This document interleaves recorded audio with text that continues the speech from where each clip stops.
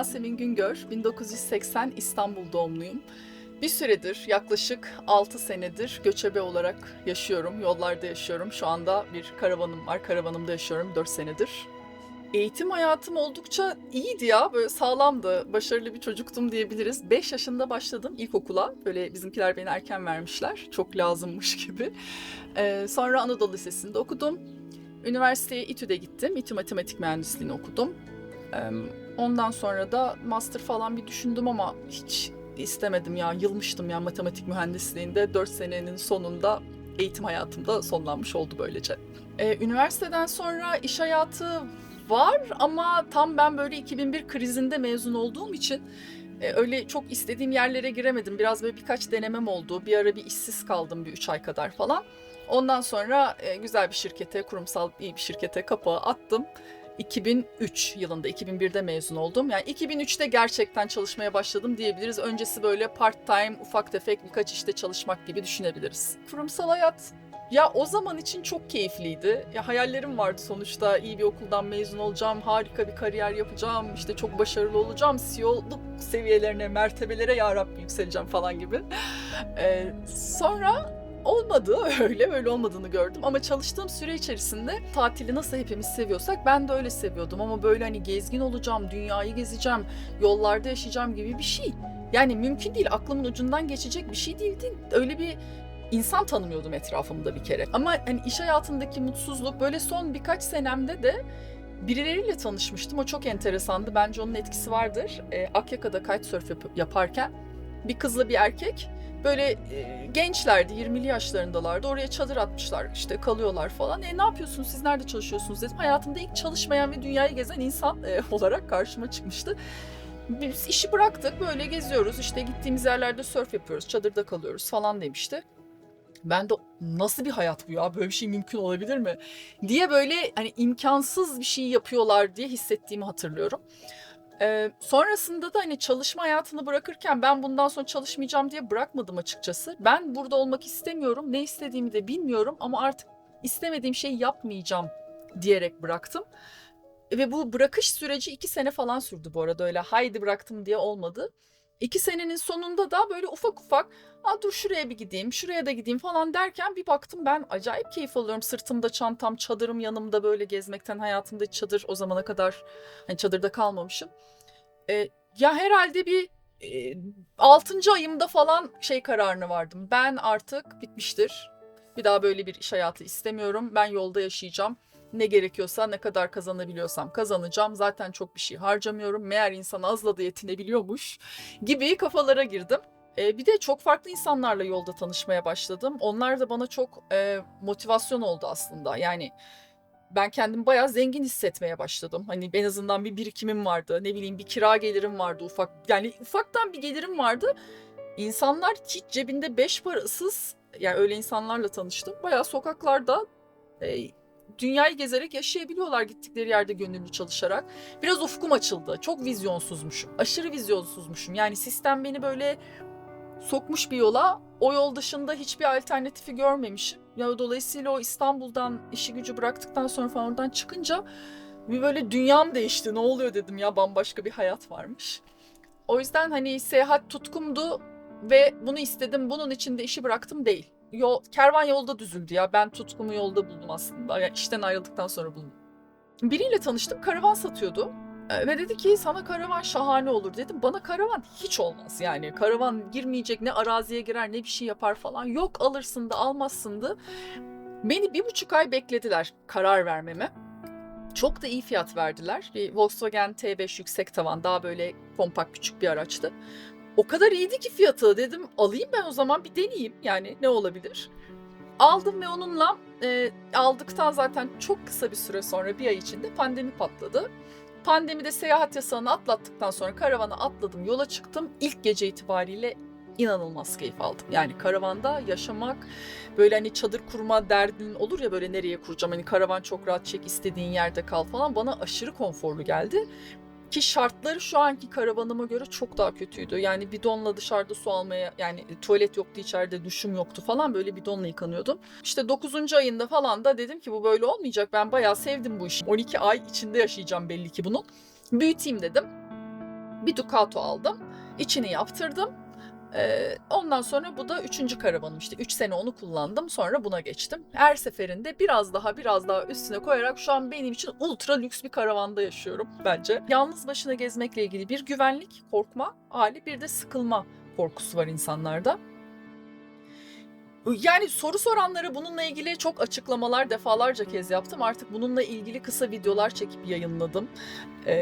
Benim düşüncem hep şöyle oluyor.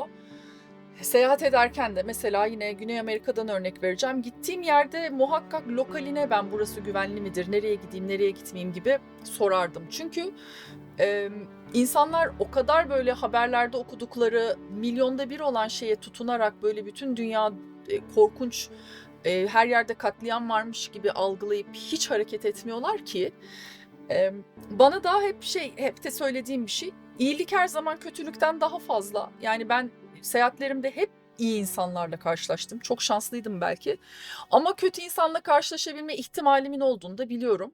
Ama o ihtimal yüzünden şimdi bütün bu aldığım zevki de çöpe atmak bana çok çok böyle hayatımın hatası olurmuş gibi geliyor. En ufak bir şeyde zaten vazgeçiyorsak onu istemiyoruzdur ya. Ay ben tam yola çıkacaktım ama geçen de şurada da şöyle bir şey olmuş deniliyorsa sen çıkma o yola. Çünkü ben Doğu Anadolu'ya çıkarken de o kadar çok korkuttular ki beni. Yaptığım şey şu oldu. Instagram'dan o bölgede paylaşım yapmış birilerini buldum, yazdım. Dedim ki ya ben o bölgeye geleceğim kışın. Ama nedir? Yani bir sıkıntı yaşar mıyım? Öyle güzel anlattı ki bana. Şimdi o oralı olduğu için olur mu öyle bir şey? Burada terör diye bir şey kalmadı. Ama dedi gece şu yollara girme. İşte şuradan şuraya giderken şu rotayı kullan. İşte kış olduğu için şartlar şöyle olur falan gibi. Yani o kadar somut veriler anlattı ki bana.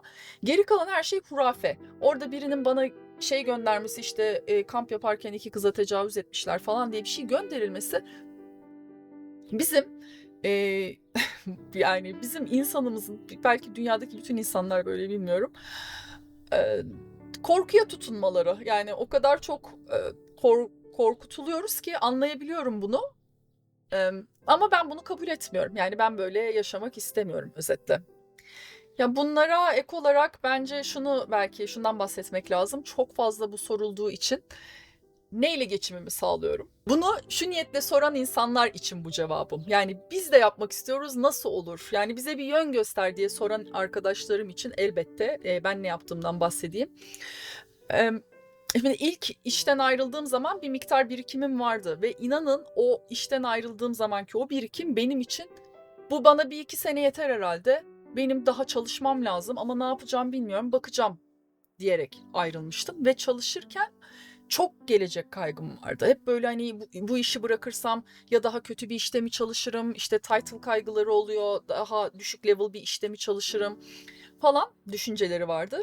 Yani işten ayrıldığımda çok daha az parayla zaten hayatımı devam ettirebildiğimi gördüm ve kendimi hiç olmadığı kadar zengin hissettim. Çünkü şunun altını böyle o kadar kalın çizmek istiyorum ki en büyük zenginlik zamanı, en büyük zenginlik zaman ve bir şeyi bilmek, okumakla içselleştirmek çok farklı kavramlar. Yani o kadar böyle bütün hücrelerimde hissediyorum ki bunu. Benim her şeyi yapabilecek vaktim var. Bir vakit, 2 sağlık, bir de o var. Yani onun ötesinde ben zaten her türlü paramı kazanabilirim. Buna da kendime sonsuz güveniyorum artık. Yani bu süreç bana onu öğretti. Ben dünyayı gezmek istiyorum ve dünyayı gezerken de inanın hostellerde sadece temizlik arıyorum ve böyle yan yana yataklarda koğuş misali falan yatıyorum. Yani öyle o şekilde geziyorum. Günlük harcama limitim var. Böyle yani çok az paraları harcayarak geziyorum ve bundan da çok keyif alıyorum. Çünkü hiç tecrübe etmediğim bir şey. Önceden çok daha lüks tatiller yapıyordum. Dolayısıyla bu kadarını benim karşılayabileceğim bir para yeter. Ne yapıyorum? Geçen sene işte dedim ben o zaman dönemsel işlerde çalışmaya başlayayım. Bir seyahat ajantasıyla çalıştım. Onların sosyal medya yönetimini yaptım. Geçen seneki işim buydu. Sonra işte yürüyüş organizasyonları yapmaya başladım. Takipçilerimle bir araya geliyoruz. Oradan işte biraz akarım olmaya başladı. Bu sene açıkçası yani henüz net değil ama yine seyahat ajantasından bir teklif geldi. Onlarla bir çalışmalarımız olacak gibi gözüküyor. Bir de bunların dışında mesela yurt dışı seyahatlerimde gönüllü çalışıyorum. Yani bir hostele gidiyorum. Ben burada bana yemeğimi, konaklamamı karşıla. İşte ben de burada çalışayım. Meksika'da mesela resepsiyonda o şekilde çalışmıştım gibi. Yani paramı dengeliyorum. Param bitmeye yakın, biraz çalışmam lazım deyip neyse yolda gittiğim herhangi bir bölgede çalışıyorum gibi düşünebiliriz. Artık benim için şey yok çünkü. Bu iş olmaz falan gibi hani o eskiden şu seviyenin altı, şu maaşın altı olmaz dediğim şeyler hiç yok. Çünkü hedefim çok net. Yani hedefim seyahat edebileceğim kadar paraya sahip olabilmek. Onu da her türlü iş buluyorsunuz yani, merak etmeyin. Bir şeylerden vazgeçmeden istediklerimize ulaşma ihtimalimiz yok. Buna çok net bir şekilde inanıyorum. Çünkü çok fazla şey istiyoruz biz insan olarak. Ama hepsini taşıyabilme ihtimalimiz yok. Yani öyle bir durum mümkün değil. O yüzden hayatta da çok fazla alternatif var. Çok fazla çeşitlilik, güzellik var. Yani bir adım atacaksak o yükleri bir bırakmamız gerekiyor. Buna kimisi konfor alanının dışına çıkmak diyebilir. Ben vazgeçebilmek diyorum. Vazgeçtiğin şeyler bazen çok değer verdiğin şeyler oluyor. Ondan vazgeçtiğin zaman zaten bende öyle olmuştu. Yani öyle şeylerden vazgeçmem gerekmişti ki o dönemde. Artık bu hayata başladığımda şöyle bir düşüncedeydim. Ben bunu bırakabildiysem ve o kararı verdiysem bundan sonrası iyi olacak ya. Yani hani başka ihtimali yok yani, düşmek yok, düşünce kalkacaksın, işte hayalinin peşinden gideceksin, o kadar acıyı boşa çekmedin gibi bir hisle hareket ettim hep. O yüzden vazgeçebilmek çok çok önemli ve sağlığının kıymetini bilmek ya. Yani bu böyle çok boş ve çok fazla duyduğumuz bir şey. Ben dilek tutacağım zaman her zaman sağlık diye dilerim. Çünkü sağlığımın olduğu sürece her şeyi yapabileceğime inanıyorum. Kendinize güvenmek ve kendinizi sevmekle ilgili ne çalışma gerekiyorsa, bin bir türlü alternatif çalışma teknikleri var. Yani bilimsel taraflı, yani bilimsel yollar da seçebilirsiniz, psikologlar, psikoterapiler. Bilmiyorum yani sizin yolunuz nedir. Ama kendinizi daha iyi kendinize ulaşabilmek, daha iyi potansiyelinize ulaşabilmek için gerekli neyse bütün zamanınızı buna harcayın. Sonra diğerleri.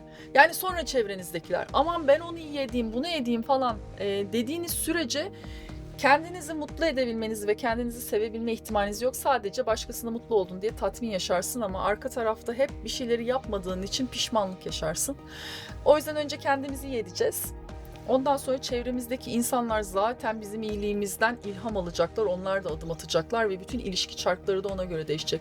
Bazı ilişkiler bitecek ama öyle ilişkiler başlayacak ki maskesiz, kendi halinle olan, seni o halinle seven insanlar etrafında olacak. Çok çok sevin. Yani çok sevin ki çok da sevilirsiniz o zaman ve gülmeyi unutmayın ya. Yani güler yüzün açamayacağı hiçbir kapı yok. Yani birine gidip böyle kalbinizden, böyle içinizden geçerek güldüğünüz zaman zaten kötülük geleceğini düşünmüyorum ben. Bu kadar.